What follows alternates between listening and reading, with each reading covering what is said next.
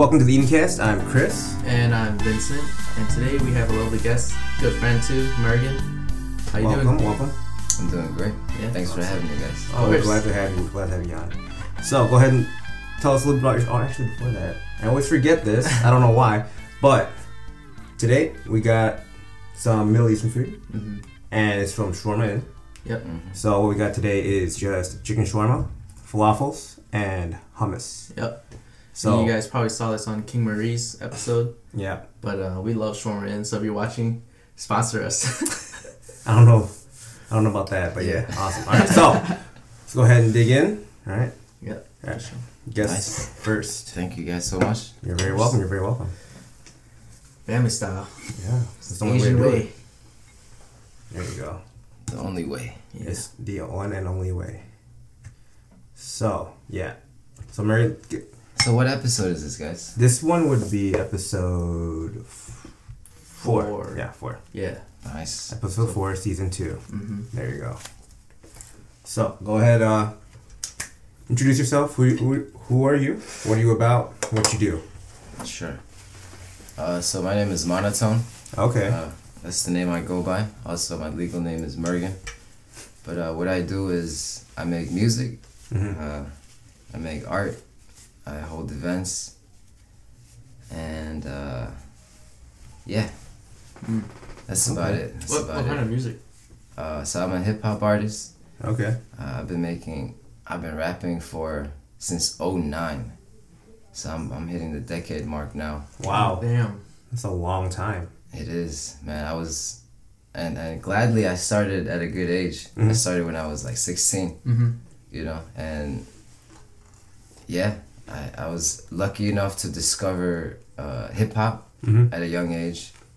And I was lucky enough to meet a lot of people who encouraged me to pursue it. Because, you know, back when I was young, 09, 08, Asian people weren't trying to become rappers. No. Right? And it was a joke if you were trying to be a rapper. It was a parody, you know? Yeah. So, yeah, I met, you know, very fortunate people that encouraged me, that were like, man, this is dope. I think you should, you know. They gave me encouragement, and that went a very long way. That's true, because like back then even on YouTube, That's like people who rap were just trying to be funny. Yeah, like exactly. The Asian rappers, at least. And that was the only into Asian rapping was you had to be funny. Yeah. Otherwise, like, you know, if you're like serious, then like I don't know, it's just people can't relate. They felt. Okay. I feel like that was always the case too, because it's like back then as an Asian person trying to like come up, be funny, like you had to be funny, you had to be cheesy. Otherwise, it was like, no, like you said, no one was gonna take you serious. Yeah. It's like we had to make ourselves a laughing stock. Kinda. That's wild. That's an interesting thing to say. Yeah. Yeah. But now that you mentioned that, looking back at like all these, like the older like Asian film stars, right? Like Jackie Chan. Bruce Lee was a little bit more serious, but he still had like a little twist in like the way he talked. But a lot of them, yeah, there's like comedy built into like the way that they acted, and that's kind of interesting that's how it started, right? For them at least, and kind of funny how it continues on to now, right? Like through YouTube and trying to be YouTube famous, you have to have like a comedic personality, right, in order to kind of like be more known on, like, especially in the earlier stages of YouTube, right? Like I remember, Those were good days, though. Yeah, they were the good days. They were the good days. It was very YouTube was very jolly back then. Yeah. It was like a very like fun place. Yeah. Now it's just compilations. You know? I know, man. Now it's just on the feature. It's just like I'm tired of seeing this shit all the time. All I watch is NBA replays now. Yeah. You know, on YouTube. But back then it was like a source for, you know, Inspiration, like, even a lot of inspiration. Really, you know, the people in Cali that were making all these like podcasts and videos. You know, for the Midwest kids who didn't have a lot of Asian people growing around with, it was like a big influence. Yeah, you know, definitely was. So who would you say was your inspiration at that time then? Like At the time, yeah. man, I was a really big Timothy De La Ghetto fan. Oh, shout out to obviously. I love Shout out to Right. Timothy. I used to like Lil Crazed. That was the one. Yeah. But you know, I don't wanna say anything bad. Yeah. I used to really enjoy his music. Yeah, I guess them. I mean everybody, right? Like Niga Higa. Yeah. What's that one dude with the guitar? Filipino guy. Oh. Not Filipino, the Korean guy. Sungha Jun. David? Oh, David So. No, not No, David David So. Something Cho, right? Jason Choi?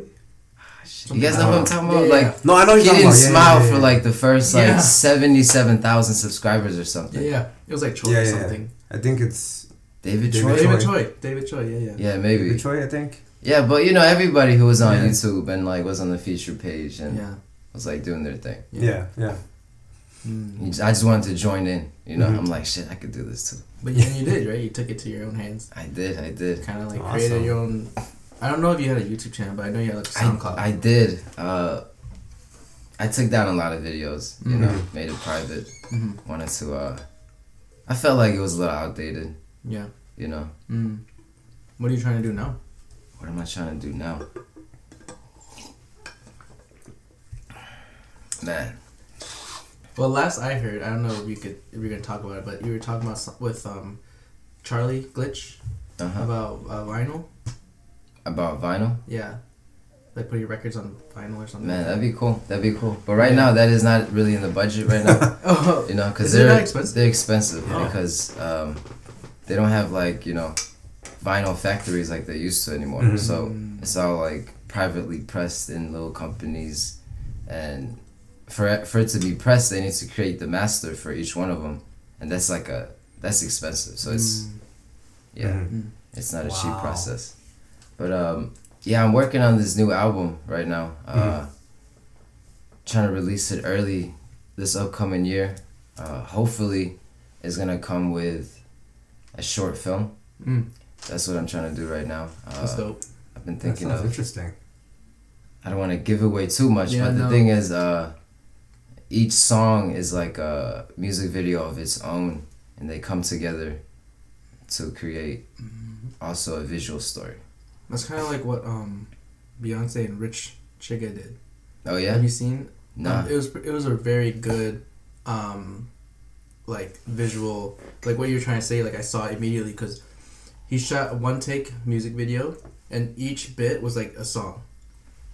Like he was Oh, going wow. through his life, and he was like rapping about certain parts. And Beyonce, you said they made a song Yeah. together. No, Beyonce had her own thing. Like Oh, that. okay. I was like, damn, I didn't even I'm hear like, about that. That's wild, dude. The hell? I can't find the full video, but it was like the most recent one, or the one with the lemon that looked like a lemon head, Yeah. Mhm. or whatever. Lemonhead. Yeah, that was like a meme or something. She looked like a lemon head, but I haven't seen that. yeah, it's just her with her braids like Mhm. all the way back. But yeah, she did that, and it was unique. But yeah, I would love to see how you do it, Bergie. That'd be awesome. Yeah. So one interesting thing is, so when I was graduating high school, I was in a fork road. I was picking between making music and like becoming a director. Okay. So that's always been like something that I wanted to do.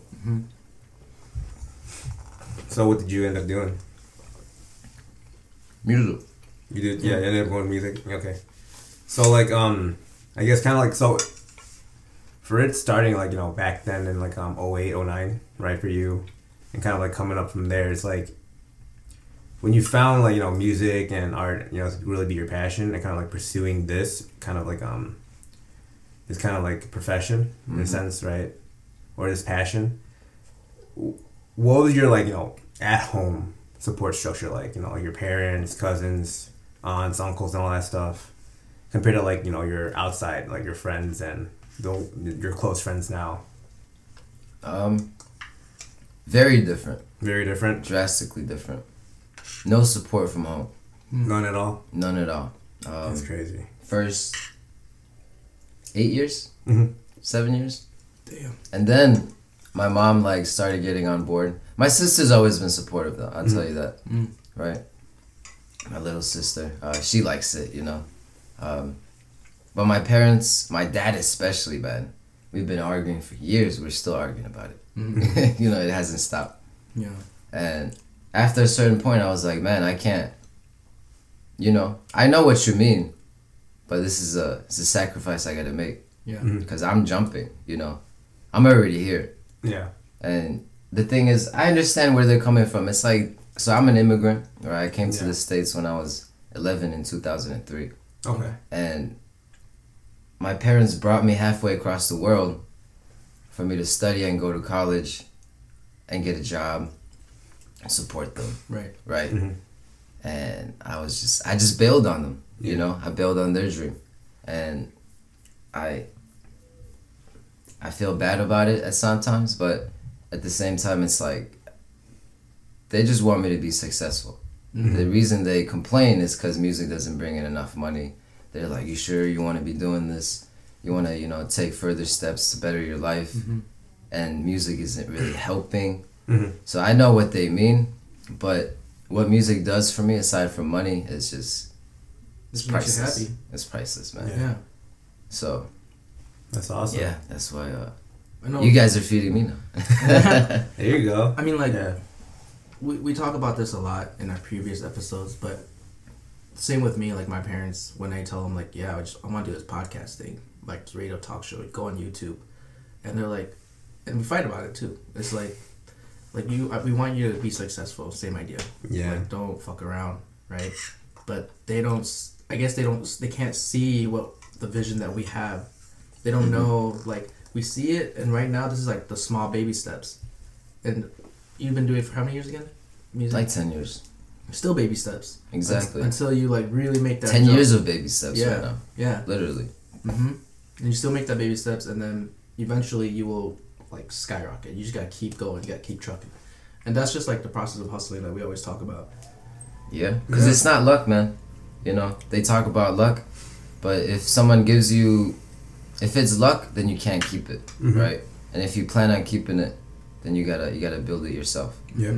Yeah, that's the thing is, like, I want to say there is some luck, right? Just because of, like, the whole timing aspect of things, right? Like, yeah, instance, I mean, being in this place, in this time, yeah, what a privilege. Yeah, right? definitely. Because I remember, like, back in the day, I would be just pondering, like, oh, what if I just started a YouTube channel? Or what if I did this? What if I did that, right? And then if it hadn't been for that year that, you know, Vince showed up at work, and yeah, if I didn't meet him at work, I would have realized that, oh, wait, we're cousins. Oh, wait. Yeah. Yes. Oh, you guys are cousins? Yes. Nice. It's the dumbest thing in the world, right? Yeah, we're somehow related, and I wouldn't have actually pursued the whole, like, podcast thing, right, if he didn't show up at Galter, which is where we worked before, and now we jump ship to another place. But yeah, it's really interesting, and I would call that kind of like lucky, right? Like, that's some luck playing into it for, like, the timing aspect. Can I say something to that? Yeah. I feel like you guys were presented an opportunity, and you both saw it. And then you took that opportunity. It wasn't luck, right? He still could have showed up, and you could have been like, we're not doing the podcast. Yeah, that's true. Right? Yeah, because you made that decision consciously to be like, hey, this is a good chance right now. I'm gonna take this chance. I'm gonna hop in the train right now. That's so true, actually. So yeah, man. Does luck tie into, like, for you, like, things happen for a reason? Would you say? Or I wouldn't.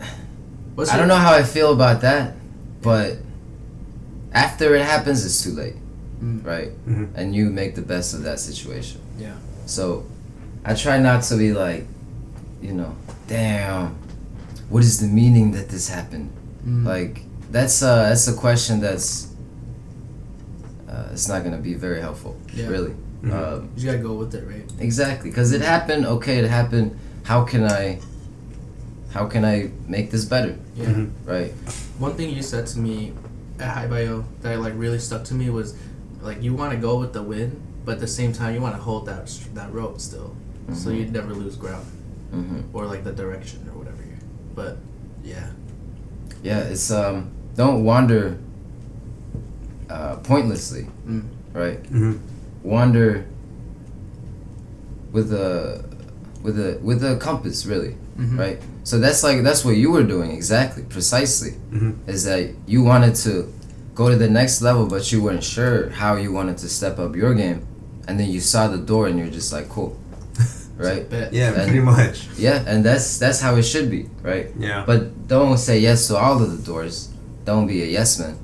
Then now, now your yes is no longer valuable. Yeah. It's lost its meaning because there's no no. Yeah.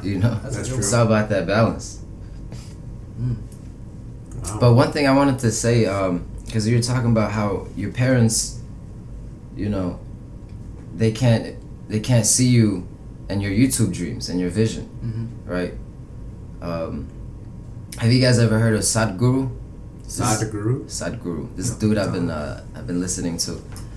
He's a yogi. Yeah. On YouTube. Well, I don't know if he's on YouTube, but his stuff is on YouTube. Oh, okay.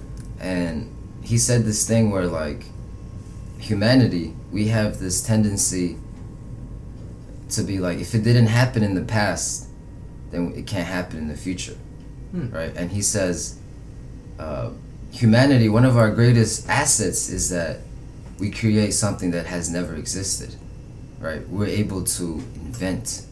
And that is the thing with a lot of people, is that even our thinking, it's hard to envision the future because you literally have to imagine, right?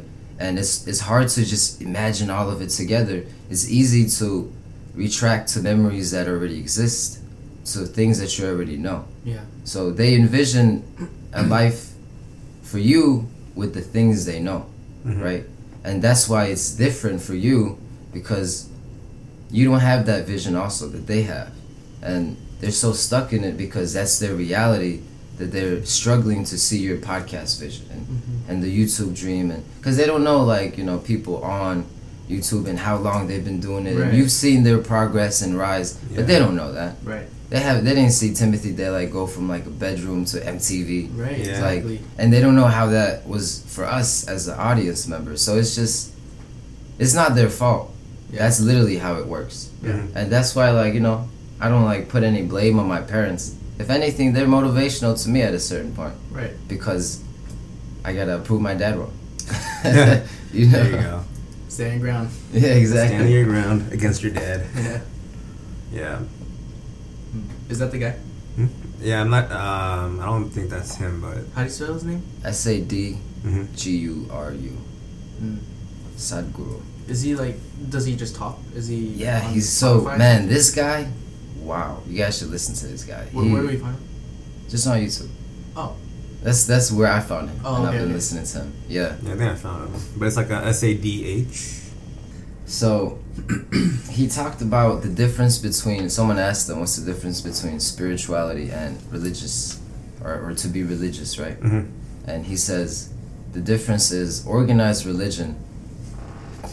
When you say you're Christian or anything, right? When you say I am, you subscribe to that entire scripture, right? To the book or whatever the religion is and their teachings.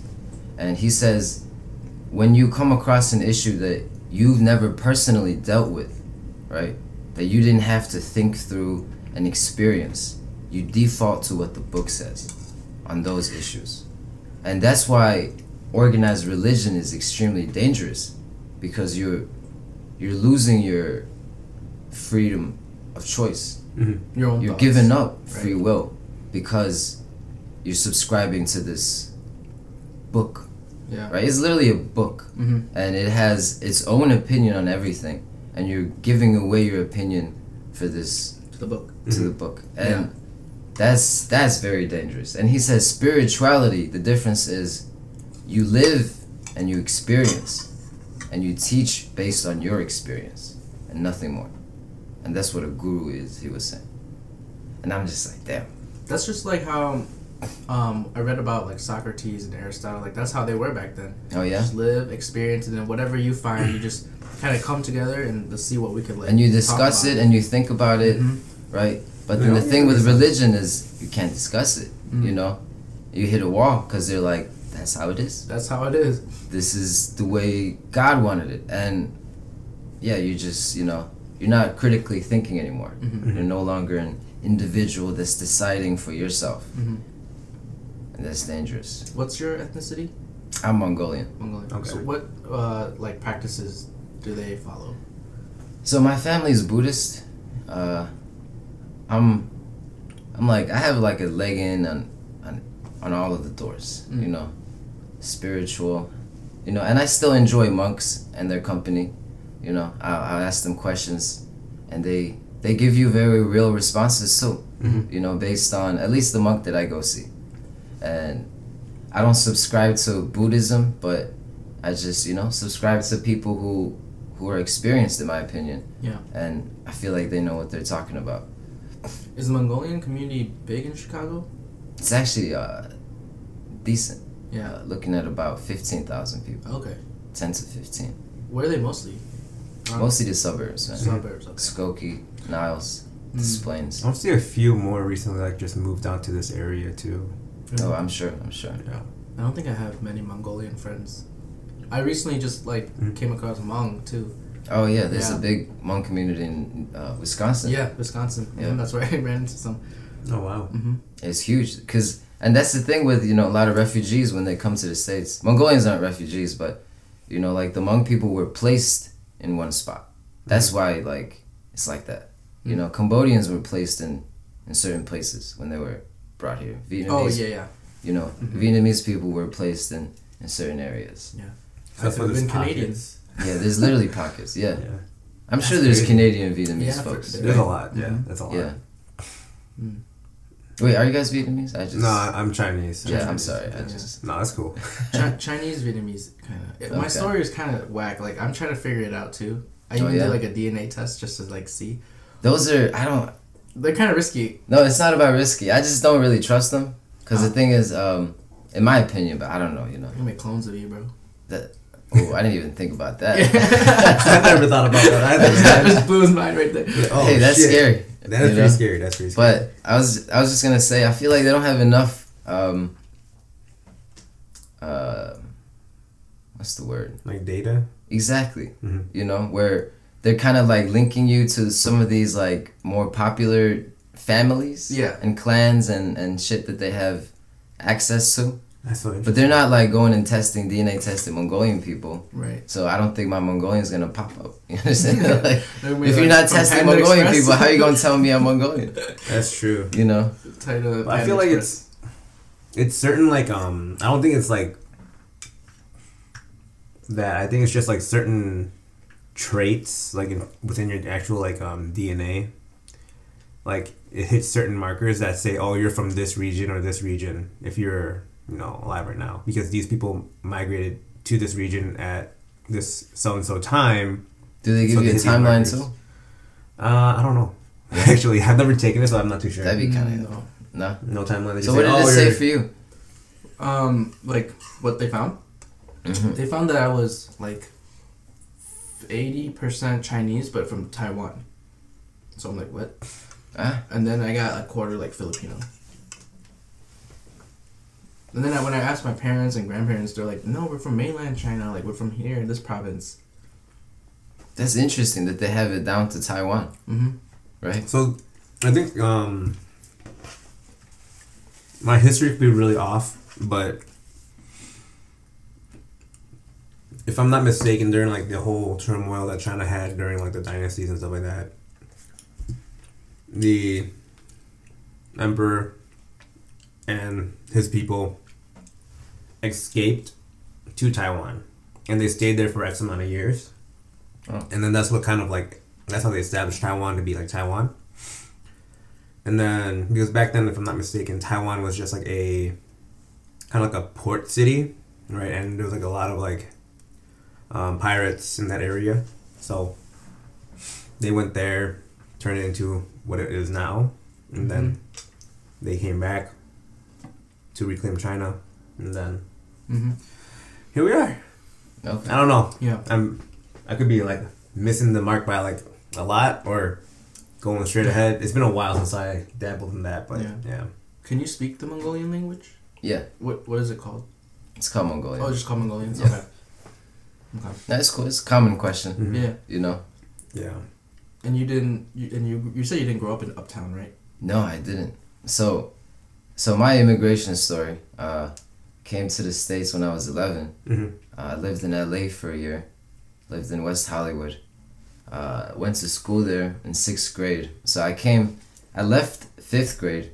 I came here in 6th grade because they let me pick. They were like, you want to go into 5th grade or 6th grade?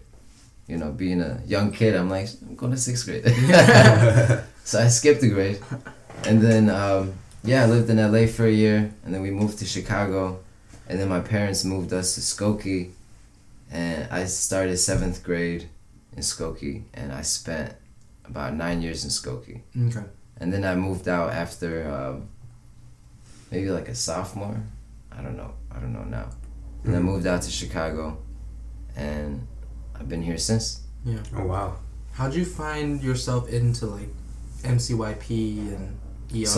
So that, like I said, remember how I said the luck thing? Yeah. It's a crazy coincidence, right? So I was like really inspired by Traffic and all of that shit when I was young. Mm-hmm. And I had a friend, but I didn't take any action in towards, making a music career happen. And one of my friends, he moved to my school from Uptown, right? And he was an MCYP cat. And he was Richard Yap? I don't know if you know Richard Yap. No. But he moved out in high school, basically. Mm-hmm. And he was part of MCYP and he used to rap. And he was a pretty good rapper too. He was better than me. Yeah. Real quick, MCYP is Multicultural Youth Program. Youth Project. Youth Project. Yes. But yeah, so he moved to Skokie. He went to my high school, and like we started becoming friends. And then like I found out he raps, and then I would just like during gym class, I remember I'd be like, "Come on, bro, spit me a verse." And one time we were on the fucking bicycle, and he spit me a verse. He spit me a 16-bar verse while we're on the bicycle, like working out during gym class. And I was just like, damn. And he killed it, I was like, oh my God. Like, let's and then I bugged him a lot, and he brought me to MCYP on a Wednesday. And that's when I met John and Steve and all of that. And man, that was the only time I went to MCYP. Yeah. Because I went there and I was like, ooh, I was intimidated, bro. Yeah. I was just starting. Everyone was like real good. We wrote together, and then we like shared what we wrote, and then we got in a circle, started freestyling, and my freestyling was super whack. It was just, my written was bad. It was just, Yeah. But it was an experience. And I was just like, I was so intimidated that it was very helpful for me. I was just like, man, I want to get better. Like, I want to be, I want to be raw too, like John Vietnam. Rest in peace. Definitely. Damn. But yeah, that's how it went down. And then I started applying to the Uprise 2 cipher, right? Online cipher that they had. Was that at, what location was that at? That was at Alternatives. Yeah. What about number 3?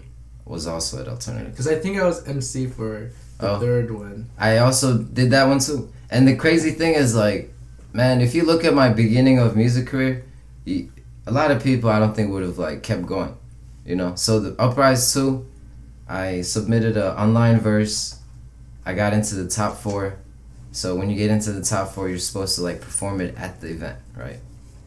I go to the event. I go on stage. They call me out, and I froze like a bar into my verse. And there's like 300 high school kids. I'm embarrassed. Like, this is my peer. These are the people I was trying to impress. And I just like froze on stage. And I was like, man, I'm going to do better next year. And Uprise 3 comes. I finished that verse at 3 a.m. I recorded it that night. I went to work in the morning. I worked all day. And I remember I was rehearsing during work. And then I went to the show, and they also called me into the top 4. I'm like, yes. But I also froze again. Damn. And I couldn't remember this one. And I was just like, man. And I was outside, I was having a cigarette. And it just kind of... And John Vietnam, he came out outside. And, you know, he knew of me. Like, we weren't, like, close. And he was just like, man, just keep going. Like, don't stop. You know? And I was like, really? You know? Because he just killed his set. Like, he just murdered his feature set. Mm-hmm. And I was just like, damn, you know, I'm lacking. But just that little, like, brief moment we had. And I was just like, okay. You know? Thank you. I appreciate that. And, yeah, man. So it was, like, a very odd beginning. Mm-hmm. And... But you know, I was a little delusional, man. And I say this to some people, like, it's helpful to be delusional sometimes, right? To be a little bit out of reality. Because if I knew how whack I was, then I would have stopped, right? I would have been discouraged. But I felt like I could do better, right? But I felt like this is like not my best effort, and like it could be better, right? Mm-hmm. And I had this delusion that like people were telling me to stop, and I'm like, nah, man, like just over the hill. You know, just around the block. Yeah. Around the corner is one more, man. One more. Yeah. We're almost there. And I'm still on the same thing, you know. Almost there. You're at that one corner. More corner. This podcast, you know, this show. Corner. There you go. Yeah, exactly. But yeah, that little delusion, man, it really helped me. Because if I was realistic with myself, like, bro, what are you doing? Yeah. It's not a good way to support your family. Yeah. But so I guess like my thing now, right, is like, so yeah, you had your at that time, right, in your life, you had your external support, right, which is like your friends and like your collaborators that you worked with, and you know your family was, your sister was supportive, but you know your mom started coming on a little bit, your dad's still kind of on the fence, more or less. So with that kind of like energy, and especially after the first 2 ciphers and everything like that happening, what kind of like helped you to kind of like stay on track in terms of like, man, I'm gonna get this done, right? I'm gonna keep going. Like what? How was your mental fortitude like throughout that entire process? It's not consistent. Mm-hmm. I'll tell you that. It's a lot of ups and downs. I've wanted to give up many a times, but I can't quit. Like I have trouble quitting, you know, and it's harder for me. I think a lot of us do. Like it's hard. It's very hard for me to give up. You know, like it's not even quitting. Like it's literally giving up, abandoning. So I came close to it many times, but what's kept me going, it's a lot of different people, man. You know, it's not just like one singular force. Yeah. It's not like as simple as, man, if you just have this one thing, like but the support I get from people, you know, like you guys, my friends, ER as a group, that's very helpful. Because sometimes I'm not on my shit, and they're like, hey, come on. Let's go. Yeah. And then I get it done. You know, so it's that group dynamic has been extremely helpful for all of our growth. Because all of us didn't know what we were doing, but we knew we had a passion for like this stuff. And with enough time and with enough effort, it just kind of happened. So people get so lost too in like that giving up phase where they like totally disregard their support system too. That's when they've completely like gone dark. That's so hard to pull them out from. Yeah. That's just wild. Like to like really kind of like see, right? Like, oh man, I don't even know. I just lost my train of thought. just like that, what you call it. What did it have to do with pulling someone out? What's the last thing you said? No. I said pulling someone out from the dark. Like, you know, once they go there. Yeah. It's hard to kind of like pull them back out. I've had a few friends that are kind of like that, and you know I'd always hit them up, you know, just to check up on them. And it's, you know, it's like you try your best to kind of help some people, you know, and you can only do so much. And then you can't hold nobody's hand. Yeah. You know, you can do it for a little bit, but they gotta walk themselves. You can show them the door, but you gotta walk in yourself. Yeah, that's true. But yeah, staying motivated is tough, man. You know, that's why I listen to like Sadhguru. you know, people like that. They, you know, it's. Have you guys heard of Gary Vee? Mm-hmm. Gary Vee's inspirational. Yeah. People say they're tired of him saying the same things over and over again. And I was talking to my other friend who I look up to, and he was like, and he looks up to Gary Vee too. Mm-hmm. And he was saying the reason why those people are saying they're tired of his shit of saying the same thing over and again is because they want to hear something different to justify what they're doing, right? Because he's giving you the truth. Yeah. There's nothing else to it. It's a success. It's literally just busting your ass off, right? There's no other way around it. And like I said, if you get the shortcut, then you can't keep it. Nope. If you get real lucky, then they're gonna take it away as fast as you got it. Yeah. So, yeah, I mean, there's a lot of naysayers. You know, even my close friends have been like, "Hey, man," you know, because they have 2 kids, and they're like, "You sure you want to keep doing this? I think you should like find something else." And I'm like, good one. But it is what it is, you know. And I know what they mean. They want you to be happy. They think that this is a pointless road, and that's okay, you know. And if you have that fire, that's all you need, man. Yeah. I think that's actually really beneficial for us too, right? Because there's times where I guess one of us would be slacking, or like one of us would be like kind of on the fence and like just a little over ambitious, right, for certain things. And then the other one's there to kind of like just be like, hey, yo, wake up, snap out of it, right? Exactly. Stay grounded. Yeah. Yeah. So yeah, I guess that's pretty dope to have like kind of like a partner to kind of work with, you know. So, but with that said, you know, I really applaud the fact that, you know, you're pushing through for so long, for like 10 years, 10 years. And you're pretty much solo too, right? Like you don't really have a partner. I mean, you have the support group, but yeah, you know, we do a lot of stuff as a group as Elephant Rebellion.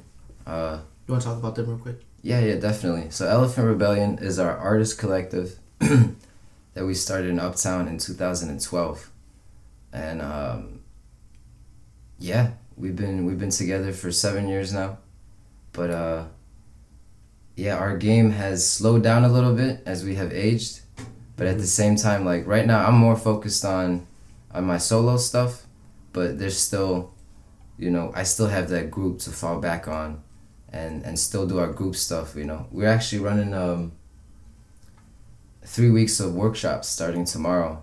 Oh wow! For these, I want to say they're teens, young teens, creating music and recording them.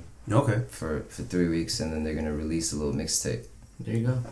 So that's fire. That's like, you know, that's some of the stuff that I don't do solo that I do with the group, because when we come together as a group, it's like Voltron, right?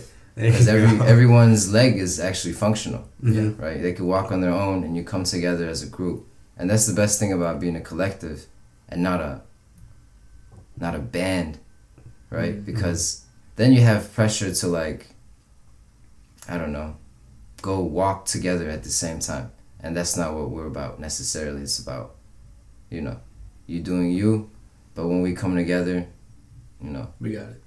We got our backs. That's dope. That's really awesome. So with this 3 week like kind of like boot camp thing, is it just kind of like where is it gonna be held? And kind of like, is it like I'm not sure, public thing? Okay. Well, it's like we're coming into the classroom. Oh, okay. Yeah, I think 2 days a week for hour and a half a day. Oh, that's dope. And so it's during their school time. I don't know if it's CPS. I'm pretty sure it's CPS. It might be like a community organization too. But yeah, and then we will come in, split them into groups, workshop them a little bit, teach them the basics of, you know, rapping, making beats, and they would make their own beats. They're gonna write their own lyrics. We're gonna put them together, record them, and master. Get a mixtape. Yeah, master their stuff a little bit. And man, that does tremendous amounts of inspiration for the little kids. Yeah. Like imagine if someone came to your classroom, showed you how to make a song. Like, man, you know, that would have been dope back in the day. That's like getting the groundwork done. Exactly.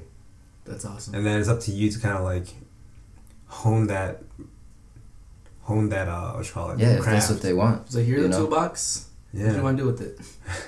Exactly. Yeah. That's awesome. Holy crap. But yeah, so that's some of the stuff we do as a group. You know, we've actually toured different states with the group too. Okay. Yeah, we do a lot of group stuff also. So it's not just, even like when it's my solo stuff too, like even though it's just mostly me, there's a lot of helping hand. You know, there's a lot of people that give me a lot of moral support. Yeah. Trust me. Especially from our community, man. You know, like it's great. It's great. And notice how it's like everyone is, for me it's really odd to see, and it's beautiful because like we're all coming together. You know, you got Nookie and Hop with Hi Bio. You know, ER still doing their thing, and then the little shops and restaurants, like you kind of see them coming up to like being more involved in the community, and then us kind of dipping our toes in that community too, and just kind of finding ways to bridge everyone, and it's like it's so fucking awesome. Yeah, man. It's awesome, but it's also like really, I don't know. It's a big hill. We'll leave it at that. It's a big hill. You know, to kind of like climb. Another corner. Exactly what you said. Another corner. Yeah, this is, especially in the Midwest, man. You know, it's a little bit different over here. I think a lot of Asian communities have a lot of infrastructure and establishment in the different coasts, but the Midwest not so much. You know, yeah, so it's okay.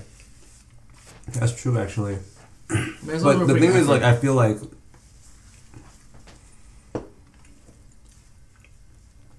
just from like kind of what I've heard in terms of like people leaving like the Midwest or to pursue their dreams, like whether it's dancing, rapping, hip hop, music producing. What I've heard, you know, it's just like when you go out there, you know, it's really who can show who up. And I mean, granted, it's kind of that's kind of how it is, but trying to break that down, right, and then become something like ER, right, where you're kind of like not bringing each other down, right, but you're helping each other like move up to the next level, right?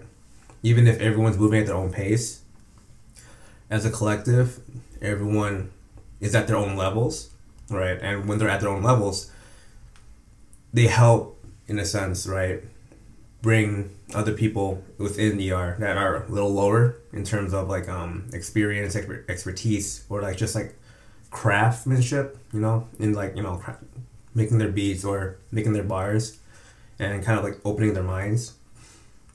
It just brings them up, while others just constantly shoot them down, right, in the East Coast and the West Coast. Well, I don't know if those two comparisons that you made are exactly the comparison to make, but I know what you mean. Cause you know, I don't know, we're a group. Yeah. You know, like I said, so we definitely have a very tight. It's like family, you know, and we argue a lot too. It's not like roses and sugary sweets, whatever, all the time. It gets ugly sometimes, but that's what you have to do, right? And that's what you have to deal with. And the thing about LA, in my opinion, all right, I've said this before, not to you guys, obviously, but the thing is, like, this is my opinion. I don't know if, I don't want to, like, you know. But the thing with LA is, it's a lot of B personalities that go there, right? It's people who, in my opinion, could not be successful where they were. So they flock to LA looking for a chance, which is fine, right? And a lot of the times what happens, in my opinion, is they get there and there's 10 other people just like you who showed up around the world, going to Hollywood, trying to make it. Now you got extreme competition. You got no foundation because you're new in town and you're easily susceptible to like tricks, you know? You can get tricked very easy. And I've lived in LA, man. You know, I spent my first year there, and I used to go back every summer because my cousins still lived there. I spent my summers in LA for like first 5 years. There's something about Midwest people that's very, I want to say, nice and genuine that I didn't really experience when I was in LA. And Yeah, man, I feel like that's why it's really, it's like, man, it's wild, wild west over there. It's still You the know? wild, wild west. No, literally. Yeah. And it's dangerous if you're not sure who you are and what you want to do. It may not be a good look for you. Take advantage. Because you're gonna end up trying to suck up to somebody, right? And then now they could take advantage, like you said. So it's it's a position that I don't want to be in. Yeah, I don't think anyone does. But again, with like kind of like what you said, like a lot of people that want to try and like make it, they tend to flock out into those areas, and they just come back home just because shit hit the fan, more or less. Yeah, because then another thing too is when you go there like that, you got to restart. Yeah. Right. You gotta all the connections and the stuff that you built in your city. You gotta redo It's it. not gonna help you. Hey, call this venue in Chicago. They know me. Like, Yeah. Nah, man, that's not how it works. And when you start over too, you're gonna still meet you're gonna go through that process again, finding shitty friends, losing them, getting new friends. Sure. You're gonna yeah, exactly. The whole You're gonna thing. put yourself back in square one. Mm-hmm. I don't know if that's. I don't need a restart button right now. I need a boost. I need nitrous. That's awesome. So anything? Are you guys still doing performing at High by O or no? The next one? Oh yeah. I actually performed yesterday. That was last night. Oh shit! Oops. Yeah. My bad. It's cool, man. That's why I was a little late. Mm. Yeah, it was lit. Yesterday. It's dope. Yeah, we've been meaning to go back to another one. It's just schedules and stuff don't line up. We work. Of course. Yeah. Work Saturdays. It's tough. Yeah. Yeah. But I mean, it's part of the grind, so whatever. Yeah. It's all good. Mm-hmm. What are your I guess current plans now in life? In life. I know you want to continue with the music, the album, but I guess what do you want to do next? So 2019, what I've been really trying to focus on is building some new habits for myself. Because I've really noticed that I've built some not so healthy habits in my 20s, you know? Yeah. And I've been doing the 21 days to build a habit thing, right? I've done like 4 different things this year that I was trying to work on. I still got a couple more that I'm working on. But yeah, I'm just trying to build healthy habits, man. Because I want to get ready for the busyness now, right? So that when I hopefully do get really busy later, I've already gotten used to working under all that busyness and the pressure. And like speaking of pressure, that's one thing that I actually really did for a long time. I put myself under unnecessary pressure, you know, just so like I handle the pressure. And When you stress out though, right? Nah. No? Oh. That's all in your head, you know. Yeah. You don't have to stress out. Life is really like this is what Sadhguru says, man. He says there's 2 types of people in this world. Yeah. Right? Everyone says that, but it's not good nor bad people. It's miserable people and joyful people. And he's right. Right? Everyone experiences sadness and death and all the worst parts of life. Yeah. Right? Everyone. Yeah. Are you gonna let that affect you and be a miserable person and take it out on other people, or not? Yeah. Those are the only 2 options you have, you know. But yeah, 2019, man. I'm just trying to build some better habits for myself so that I'll be ready for success. Cool. There you go. So 2020 is gonna be a good year. a year of grind. I hope so. Yeah, I hope so. My vision's 2020, so I hope Okay. that means something. Shit, let's There you go. There you go. That's dope. That's a perfect transition. So, like, I guess with that philosophy wrapping up, what advice would you give to our listeners? From what Don't you've stop. gone through. Don't stop. Don't stop. Literally. So, you know, a lot of people like want to win, quote unquote win, but the people who win are the ones who just didn't quit, right? There's no winning. There's no finish line. No one's gonna give you, hey, you're done. You know, like it doesn't exist. But who won are the ones who didn't give up, right? And I'm even like noticing now, man, like, you know, the people that started rapping with me, they're quitting now, right? And it kind of sucks to see it. And it's just like, because they've built a lot, you know, they're better than me, in my opinion, man. And it's just like, they're so close. And yeah, don't get, you know, because you don't know what's happening tomorrow, man. So it's just, you can't give up. That's true. That's how you're literally saying to yourself, I can't, when you do that. And if you tell yourself you can't, then you can't. You literally can't. So don't stop. Don't stop. Love it. There you go. All right. So then on that note, Morgan, it was an awesome pleasure to have you on.